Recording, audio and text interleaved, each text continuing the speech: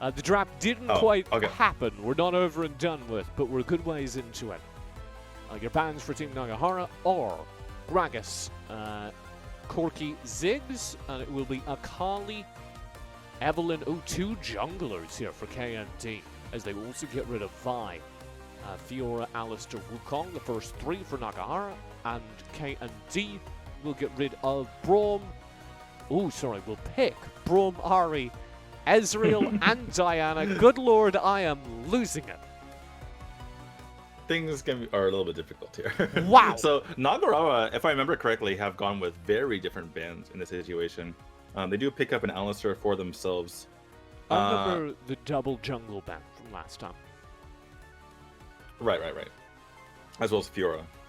Or Naguara banned out the Fiora there. So they do pick it up first this time. They probably feel like it's going to be a better option into the Diana, which is picked up by KND. Not a whole lot of variation. The Yasuo was a very interesting pick to me. Looks like they're going to be deploying him mid. I do like the Alistar a lot more than the Rakan. Rakan has felt extremely weak to me, just kind of flimsy. I don't know what it is. Maybe it's just not enough HP. But even though his kit seems like it would work pretty well, it seems to fall short a lot of times in these games. So I like the pickup of Alistar. Tried and true, very, very solid. Yeah, Rakan doesn't have a lot of defensive utility. I think that's maybe what you're picking on.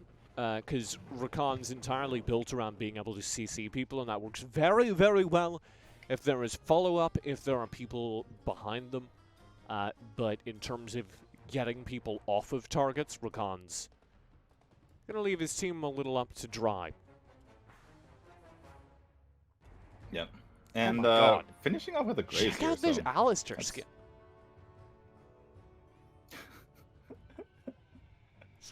What are those like Dragon Balls? What is going on in his hands? I don't know. He's got a fresh fit, Daniel. That's all I wanted to communicate. Anyway, whilst we're leading into the game, let's talk a bit more about this composition.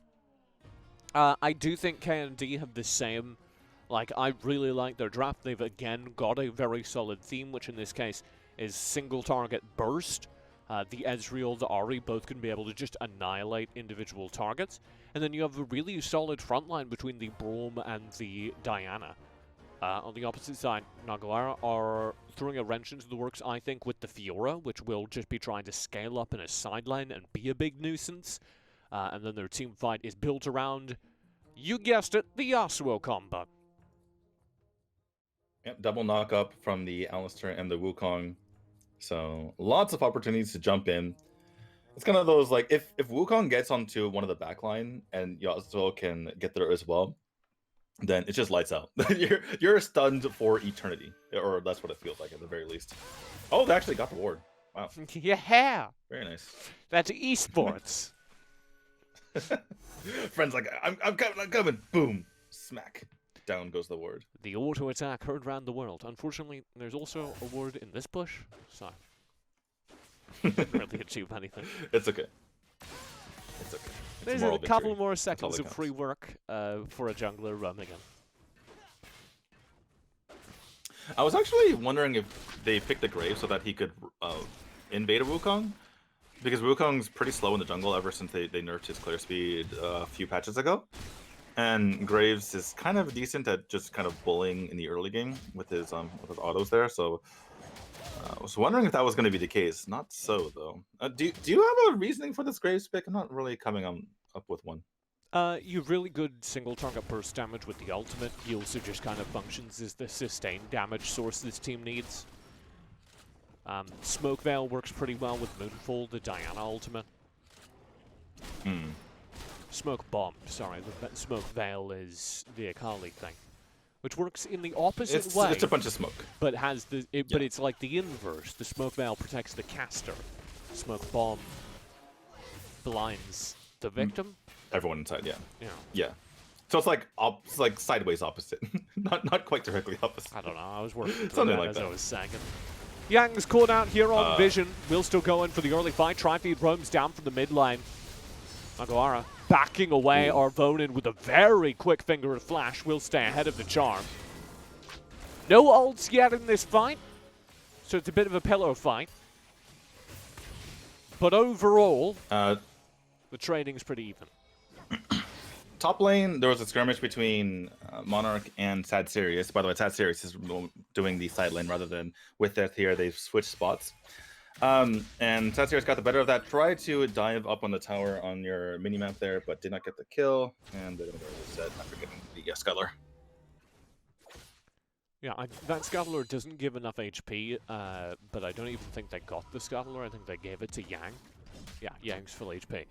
So Sad Sirius will need to full back still, which will give Monarch an opportunity to just kind of freeze this wave out, which is what they're doing.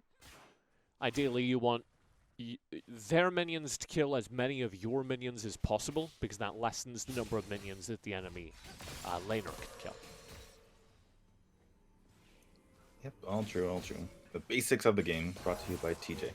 I'm here now. Nice. Dude, that moonlight is very shiny. Yeah. Oh, Sad Sirius goes in.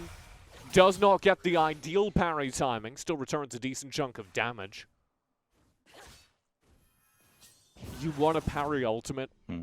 Like, that's the dream. If you can parry Moonlight, then you just win the fight. Yeah, I would imagine so. It's like the greatest thing that they have, the massive CC is like, no, you. No, well, you. also That's then you what get I to say to your stun ults. because you've parried CC. Yeah, So- yeah, that's why it's the no you, right? Because Yeah. it stuns the other person. That's what you want to watch out for in this 1v1. And let them keep the camera here. It's the most interesting part of the map right now. And that's because everyone else is resetting, because we're spawning a Drake down bottom here. That's that little timer on the minimap, in case people are wondering, like, what is that counting down to? I've never Sorry. Oh, you found my solo Oh. queue, teammates. Our opponent will go in, starting the fight. Friend back of it, over the wall after a glacial fissure goes wide, but Yang just gets melted. The damage has arrived. Tri-Feed and Wi-Fi showing off that single target burst I was talking about, and they get two. Tri-Feed almost finds the charm for a third. And yet again, the front-to-back team fights are all KND all the way. Yeah, honestly, this time around, it wasn't like anything mechanical that took place there. Obviously, KND did a really good job, but it was just numbers. They didn't rotate Nemo over. It was just a straight, 4v3, or at some point it was even worse than that. The rotations here from Naguara, they're decent on the farm, but as far as rotating for team fights, not always there. Yeah, really, really good play to find those skirmishes, though. Naguara are able to just control the map during downtime very well. But if they're playing a team like KND who are willing to full reset for their 5v5s that they drafted towards, Naguara consistently struggle to respond to that. Yeah, we're starting to see what KND was going for in their composition here. You mentioned earlier the single target damage, but they also have like reasonable AoE here. Especially with Tri-Feed, using her first ability can be very powerful, and if she can get in the midst of a fight and use her ult as well. So it's like reasonable on all accounts, right? It's like not terrible AoE damage, not terrible AoE damage, but also very strong single target damage as well. Oh, this turret's just dead. We'll see. I think No, Sad Tri-Feed, Sirius that's still anything just to say gets about it. Yeah. Tri-Feed lands But the charm. Sad Sirius may have overstayed. Moonfall will be deployed. It's parried. Sad Sirius gets the parry and gets away. Killer Instinct in. Zenith 1v2. Can't find the kill. There was the opportunity to reset their HP off of a kill from Monarch. I really respected that, but it doesn't work out. Meanwhile, across the map, KND do start a fight. Naguara's Yang and Arvonin trying to stall out long enough for With Death to come in here. And they do. Oh! Last Whisper on the 3! What a combo! Only finds a single kill, but that may be enough. Arvonin and Yang are low. With Death still full HP. Wind Wall up, Wi-Fi low. Rift Herald will be secured by Yang. With Death, 1 HP will go down. But Naguara strike back across the map, and here comes Sad Sirius diving into the front line. Sparkle isn't quite dead. Will finally fall. Wi-Fi over the top of this fight is on 1 HP, but they are still there to confirm the kill. Here comes Tri-Feed onto Zenith. Zenith disengages. TJ, I didn't realize we started up an ARAM game here. I don't know what's going on. It's not I ARAM, think we it's may have the wrong game horizontal, mode. mate. All river all the time. Oh goodness, that was it was just constant single file jumping in and a bunch of amazing singular plays, but nothing. No one really fighting Those together. combos from Naguara, I don't know what you're talking about. Okay, fine. It started out really well. It started out with an amazing combo from Yang and with Ted, but after that it was just like a bunch of one-on-one skirmishes. I was about to comment earlier as well. Sorry. There was also a really good play that didn't work out. It was an attempted combo with the Fiora ult dropped onto one of the two players that Izerif was trying to 1v2, right? That's almost a really good play, because if you kill that target, then Izerif gets the HP reset and wins the 1v2. But they weren't able to convert that. But it is a really good forward-thinking play.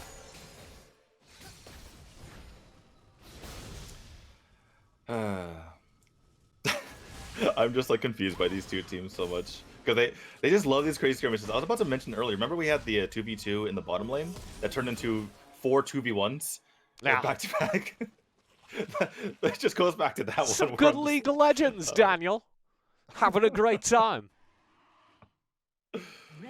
By the way, I don't want to point it out. I didn't want to point it out, but our avoidance standing on a ward in the bush is like. Rift Herald summoned in mid. True shot will chunk the entire team of Naguara. They're trying to kite away. Glacial Fissure will catch him out. Arvonin into the front line, stalls things up. With Death finds the single target and the kill. They have blown up Tri-Feed. Monarchs just respawning, not available for this fight as the dive comes through with death on the friend, with death on the Wi-Fi, both very low, both survive. Sparkle comes through the back line, cleans up with death, and stops the second charge of the Rift Herald. I don't, what is happening, TJ?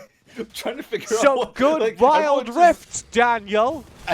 Everyone's splitting off in all separate directions. Sparkle, he misses his ult to get the final hit on, I don't even know who it was, but then turns around to save his teammate who also has no health, and then finishes off with death on the backside of his turret. Meanwhile, Sheldon's just doing havoc the entire time. Not really sure how even Naguara were in that fight to begin with after they took that true shot.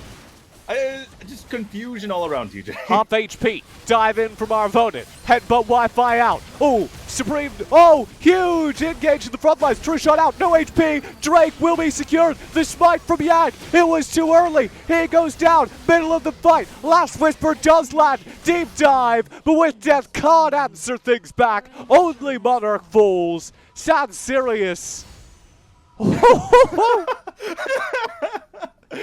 Feels it in his spider bones. What was that? He's like, I need to stand 2 more inches to the left, and he was so right.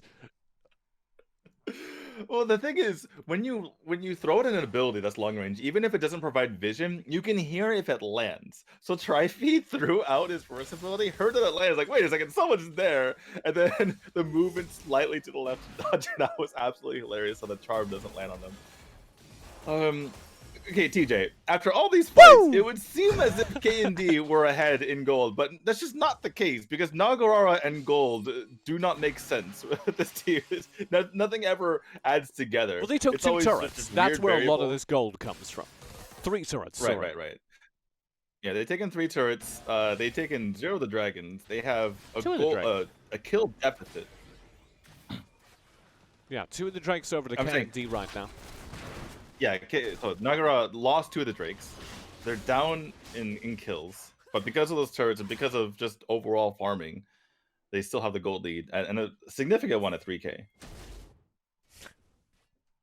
What a good video game. Naguara still in it, as our Baron is up on the board. Now, last time they lost every consecutive Drake and then stole the Elder, and then lost the game. This is a bigger gold advantage than they've ever had in game 1, though, so there is that. Let's see how that affects things. As Arvonin steps up to the bush here, zoning Wi-Fi and friend away from the Baron, but they already have a ward in the pen. So they all Both teams both teams are really concentrating gold in the right players as well. Kaisa has the most gold in the game right now, and nearly matched by Wi-Fi here on the Ezreal. So they have the gold on the right members. One thing to keep in mind is Fiora has the second most gold, and so we'll see how she's able to kind of bully her lane when it comes down to it. Sounds serious. Round the side here is setting up for the dive. Tri-feed will be tagged, but lands the charm onto Izerif. That denies the engage. Here comes Yang around the side, threatening. Sparkle zones him off. Yang needs to spend the clone just to survive. At this point of the game, clone isn't that high of a cooldown. It's very easy. It's very tempting to think of it as like this massive cooldown because it is like 16 seconds or whatever in the beginning of the game. But by this point of the game, it should be fine. I'll do it again, Yang. Nope. Back away. The boring old-fashioned way.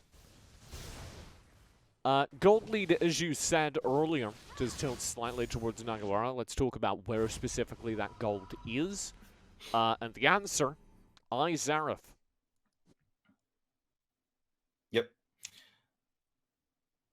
Oh wait, you're talking about KND. No. Wait, no, sorry. I'm so confused. My head is not working today. I'm sorry. The AD carry for Naguara. Wait,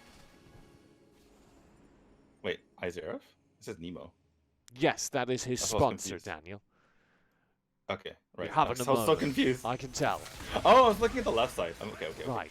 I'm still having a moment. Just give me a second, guys. All right. I wasn't looking directly at him. It's been a day. I think we're both feeling it. Dive in from Yang. Cyclone will slow down the fight, but Yang is stunned up. True shot into GA. Arvonin in. TP in across the map. This will be Sad Sirius arriving as Yang is chased down with death already dead. And Yang to follow. Tri-feed, 1 HP. Sad Sirius finds the kill, and that gets the reset off of the Grand Challenge. Maybe we'll get more now that they have the HP. But it looks like KND are not interested. They just want to reset and take the Drake. They know Yang's not here to do any shenanigans, so it's the third Drake in their pocket. Yet again, TJ, just a superior engage to that fight coming up from KND, and Naguara kind of discombobulated. From the start of the game, Izerif wasn't really in the fight, and then took a true shot just to add insult to injury. And yeah, they just were never in it from the very beginning. That means that another Drake goes to the side of KND here. However,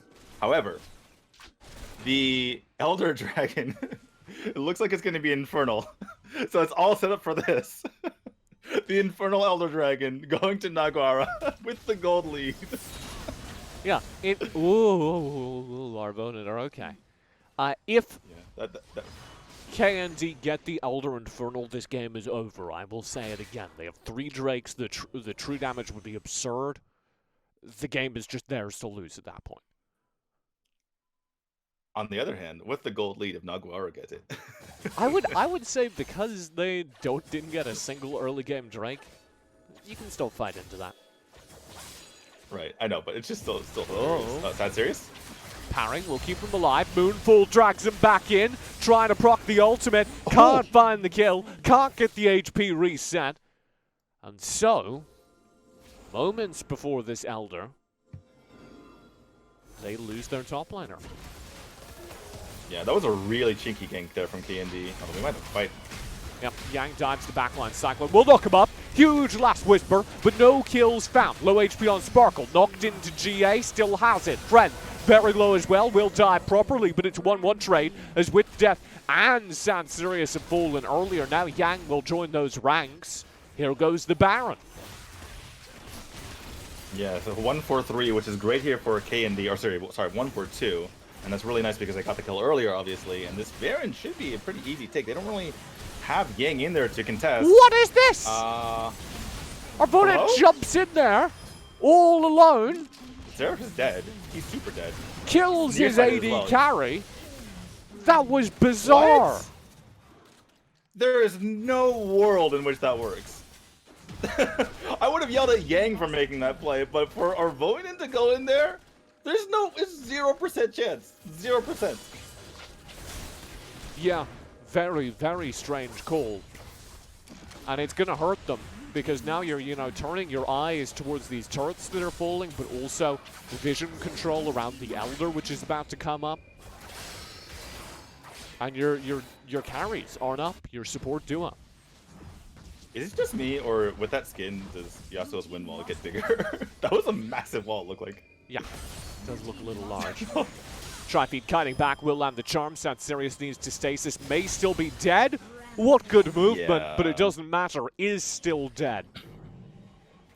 Really clever there by Tri-feed, using one of the dashes from his ult to make sure that that he couldn't get stuck on by Sad Serious, and it meant that he was going to take minimal damage even with the ult onto him. I like that we're not forcing anything with the Baron here for KND. Because they don't need to, right? This is their game to lose at this point. Yeah. They have control of the map with 20 seconds on the Elder. Well, the thing is, just getting these outer turrets is giving them the gold lead back, right? Which is a huge deal in their favor. They have the 3 Drakes. Like, everything is working for them now. Like, everything that they were losing before, now they're leading, right? And so, there's no real need to force it. Late game Yasuo, real treat. With death, not up for it though. Here's the Elder. Nobody can leave the base as one inhibitor turret falls. Now the second. Sad Serious steps up. MOBA friend eats all of the damage. And here comes the Elder Infernal Drake. Tri-feed and friend stalling out, trying to slow down this take. If they go down, this gets dangerous. Sad Serious, Yang over the wall, going in for the steal. Yang into the pit, he steals it again! He steals the Elder Infernal Drake for the second game in a row. And for the second game in a row, it looks like Naguara will lose it anyway. Wi-Fi on the Sad Serious will find the kill. And they have a support up all alone to try and stop this game. Arvonin, you can do it! Yang gets the last word as always. Here comes with death round the side, diving in onto friend. Arvonin is dead. With death behind the safety of the wind wall, can stay alive, but for how long? Half HP on the Nexus. Nobody else anywhere near the spawning. There's the Winter's Bite. And there is game number 2 and the series over to KND. Sad Yasuo noises. I was waiting for him to do the 1v4 with 8 siege minions.